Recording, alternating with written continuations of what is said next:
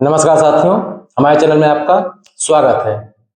हम लोग पढ़ेंगे अब सामान्य हिंदी, जो कि विभिन्न राज्यों के लगभग सभी एग्जामों में हिंदी ग्रामर व्यापक रूप से पूछी जाती है।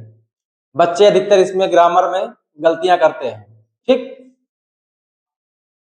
अब हम लोग पढ़ेंगे। हमारा पहला टॉपिक है वर्ड विचार या वर्णमाला।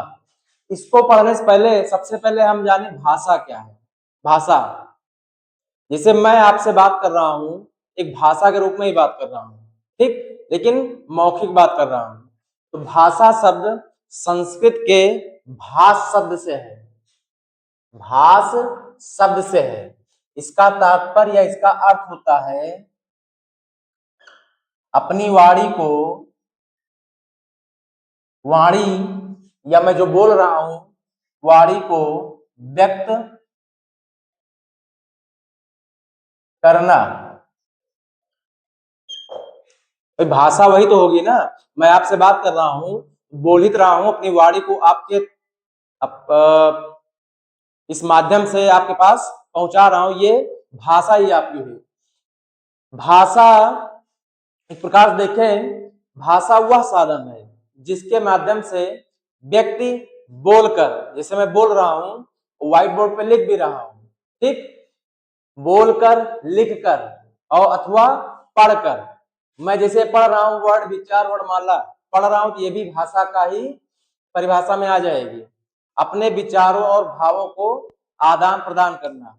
मैं आपसे बात कर रहा हूं, आपको पढ़ा रहा हूं, तो आपसे भाषा के माध्यम से बोलकर, पढ़कर, लिखकर ही आपसे बात कर रहा हूं। अब भाषा के रूप अगर देखा जाए तो भाषा के 3 रूप हैं। जैसे मैं बोल रहा हूं, ये मौखिक रूप हो गया या कथित हो गया। कथित मतलब कहना, ठीक। ये भाषा का मूल रूप है। भाषा का मूल रूप है क्या? मौखिक और कथित। मैं बोल रहा हूं कथित मौखिक, तो ये भाषा का मूल रूप है। दूसरा लिखित, जैसे मैं व्हाइट बोर्ड पे लिख रहा हूं या आप लिखते हैं कॉपी पे, तो वो क्या हो गया? लिखित भाषा हो गई। लेकिन लिखित भाषा क्या कहते हैं? जो होती है उसमें ग्रामर की त्रुटियां नहीं होती हैं। भाषा के रूप एक तीसरी तरह की भाषा होती है सांकेतिक भाषा। ये क्या है इसको हम समझते हैं। जैसे छोटा बच्चा है, छोटा बच्चा 1 साल से बोल नहीं पाता पहले, तो उसको भूख लगती है तो रोता है, बहुत ज्यादा रोता है। तो जो घर के सदस्य होते हैं वो समझते हैं कि हाँ बच्चा भूखा है। ये आपकी सांकेतिक भाषा में होगी। बच्चों को भूख लगने पर रोते हैं, तो ये सांकेतिक भाषा ही होगी ना, क्योंकि भूख लग रही तभी वो रो रहे हैं। दूसरा, जैसे कोई दिव्यांग व्यक्ति है, दिव्यांग किससे?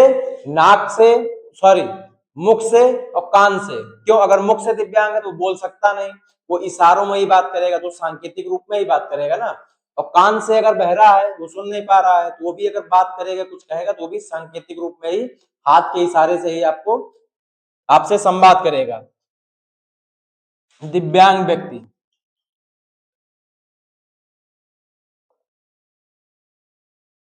ठीक है।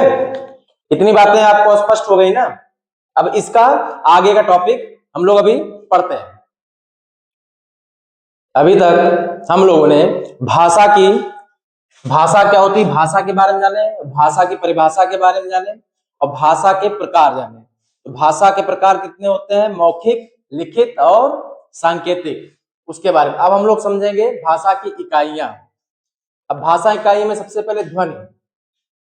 मैं आपसे बात कर रहा हूं, मैं आपको पढ़ा रहा हूं, तो जो बोल रहा हूं मौखिक मुख से निकली हुई ये ध्वनि गूंज रही है। तो ध्वनि गूंज रही है, ये भाषा की सबसे छोटी इकाई है। भाषा की सबसे छोटी इकाई।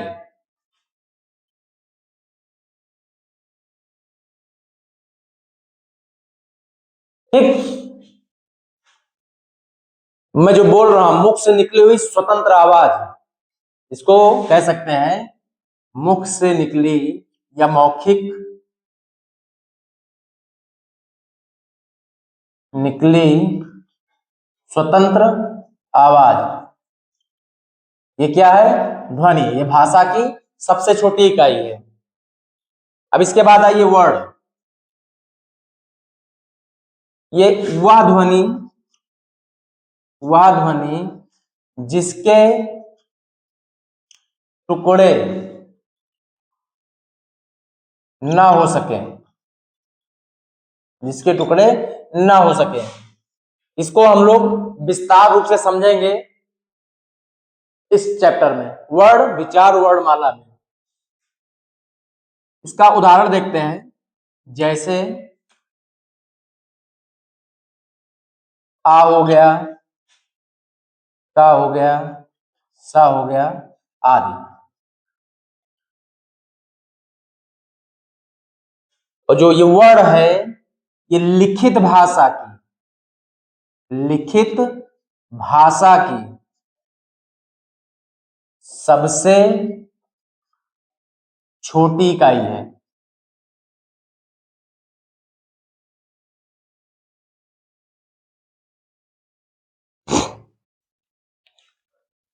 बहुत पूछा जाता है एग्जाम में, कंफ्यूजन होती है, बच्चे अक्सर इसको गलत करते हैं। क्यों?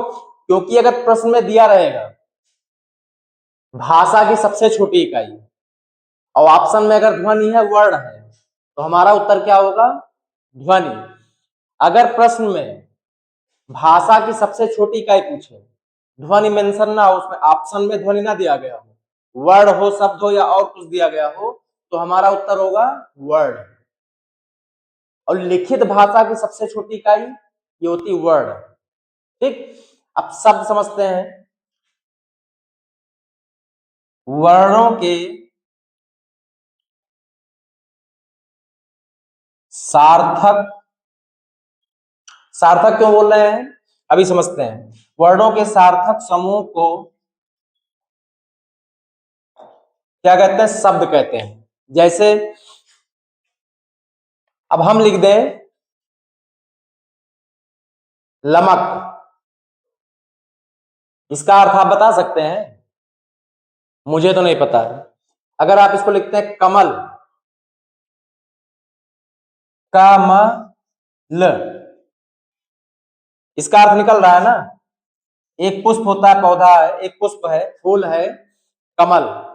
अब इसमें क्या वर्ण, ये वर्णों का समूह है। जैसे इसको तोड़ें, का प्लस म प्लस ला। सामान्य हिंदी में, ग्रामर में जो हम लोग पढ़ेंगे अभी आगे, संधि विच्छेद, तो उसमें वर्णों को तोड़ेंगे। अब इसको तोड़िए, का, आधा का प्लस इसमें आ, मा, मा, ये क्या है? व्यंजन है। व्यंजन हमेशा स्वर के साथ में ही आता है। प्लस ला, ला क्या है? व्यंजन, इसमें हमेशा स्वर के साथ ही आता है। कमल हो गया, नयन हो गया। वे वर्णों के वे समूह जिनका कोई अर्थ निकलता हो, सार्थक अर्थ निकलता हो, वही क्या कहते हैं? आपका शब्द हो गया। अब वाक्य क्या हो गया? वाक्य भी हो गया शब्दों का सार्थक समूह। शब्दों का सार्थक समूह, शब्दों का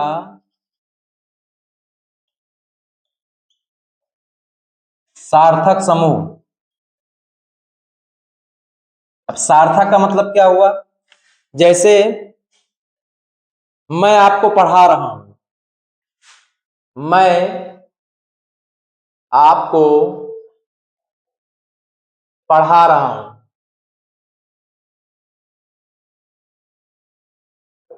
ये क्या हुआ?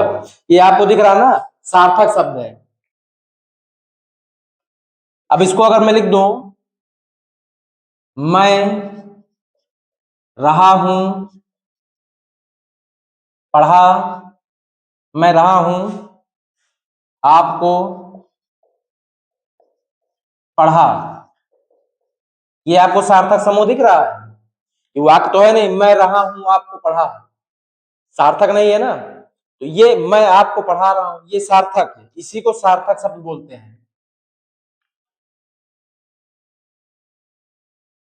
ठीक है, अंत तक मेरा वीडियो देखने के लिए आप सभी को धन्यवाद। अगर आप चैनल पे नए हैं तो चैनल को सब्सक्राइब जरूर करिए। ठीक, थैंक यू।